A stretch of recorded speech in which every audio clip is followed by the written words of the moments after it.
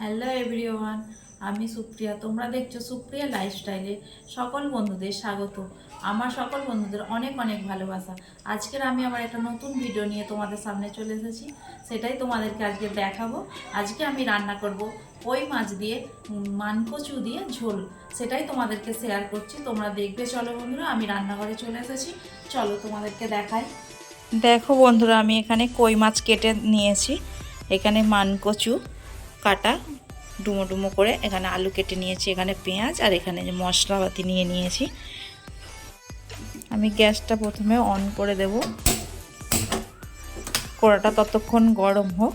আমি এদিকে মাছে নুন হলুদ মাখিয়ে নেব। নুন হলুদ মাখিয়ে নেব। নিয়ে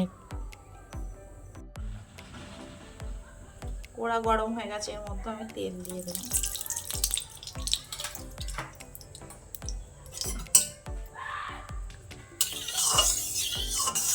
আবার নুন হলুদ মাখানো মাছগুলোকে এবার একে একে দিয়ে দেবো।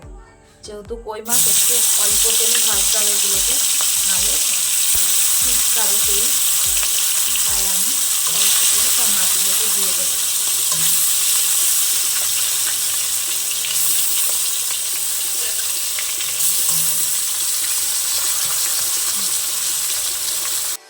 মাছগুলো ভাজা হয়ে গেছে, আমি এবার এইগুলোকে তুলে নেবো একটা একটা করে। আমি তুলে নিয়ে এই তেলেতেই আমি কচুগুলোকে ভেজে নেব।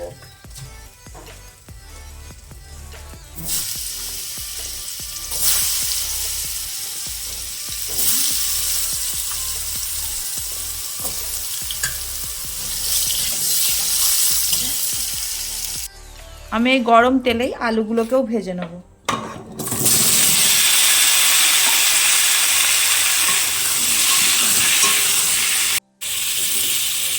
আলুগুলো ভাজা হয়ে গেছে আমার, আমি এগুলোকে এবার তুলে নেব।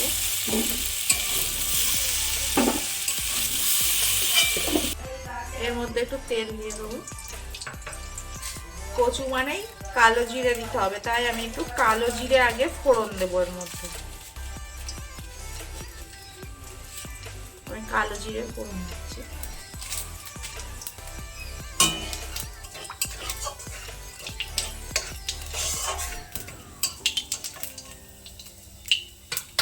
এর মধ্যে দিয়ে দেবো পেঁয়াজ।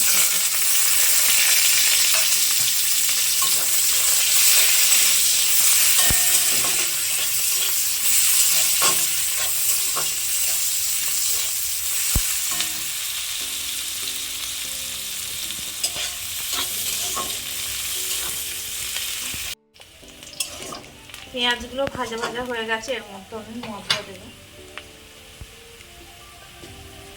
লঙ্কা গুঁড়ো দিলাম, যে যেরকম ঝাল খাবে সে সেরকম পরিমাণ লঙ্কা গুঁড়ো দেবে। হলুদ গুঁড়ো, মশলাটাকে একটু কষিয়ে নেব।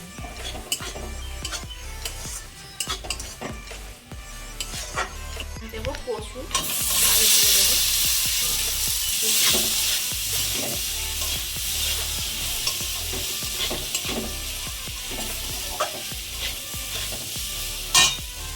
আলুটাও এর মধ্যে দিয়ে দিচ্ছি। পরিমাণ মতো নুন দেবো।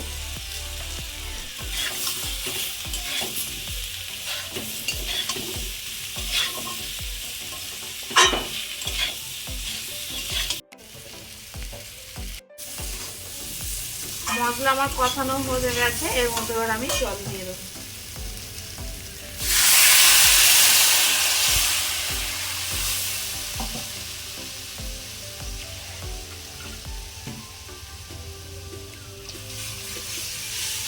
একটু ঝোল হবে তাই একটু জলটা বেশিই দিলাম, দিয়ে আমি ঢেকে দেবো।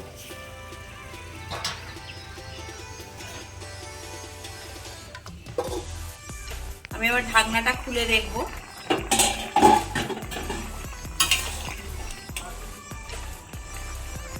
সব সেদ্ধ হয়ে গেছে, কচুও সেদ্ধ হয়ে গেছে, আলুও সেদ্ধ হয়ে গেছে, কিন্তু আমি এখন মাছ দেব না, আমি এটাকে আগে ঢেলে নেব।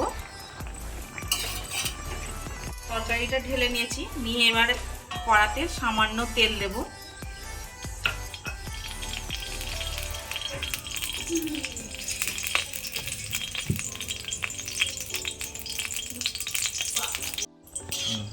এবার তেল দিয়ে এর মধ্যে একটু জিরে আদা বাটা আছে, আমি একটু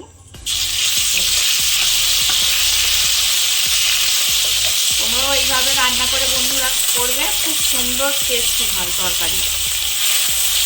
আদা আর জিরে বাটাটা একটু হালকা করে তেলে ভেজে নেবো, নিয়ে তরকারিটা এর মধ্যে আমি ঢেলে দেবো আর একবার।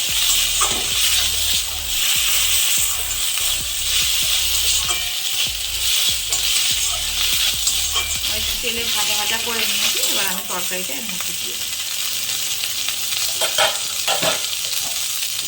তরকারিটা দিয়ে দিচ্ছি।